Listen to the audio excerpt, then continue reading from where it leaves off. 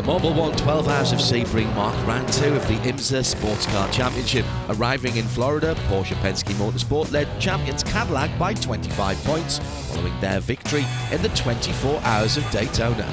Daytona was a great opening of the season, special win for the team, for myself, for the whole program really. I couldn't think of a better way to start the year. So far they've shown that they are, let's say, the quickest car, but we were quite there with them during Daytona. It was a fantastic fight. I think for the fans it was amazing. For us, we didn't get to take the Rolex home, but that gives us great confidence that we can come to Sebring and push them, you know, and apply pressure to them. To celebrate Mobil One's 50th anniversary, special golden liveries were on show, and among those GTP and GTD Pro hopefuls, crews had been working hard in preparation for the 72nd running of the Florida Classic.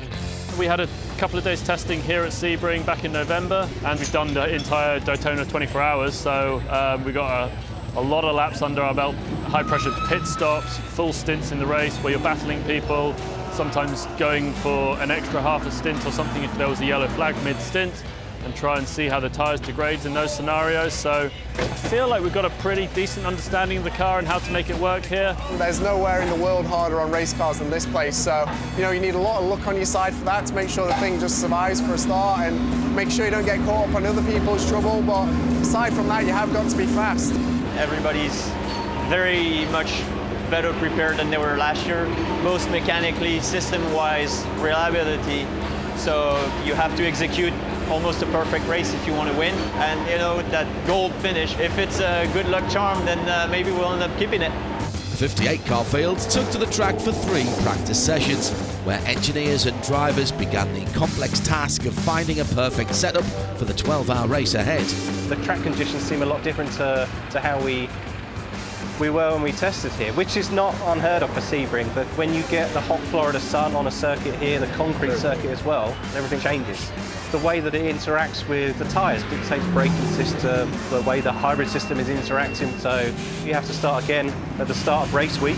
There's quite a big swing from daytime to finishing in the night, so trying to sort of get the ideal package of something that's comfortable to drive in the heat of the day where it's very difficult, but at night the downforce comes up, pace picks up a bit.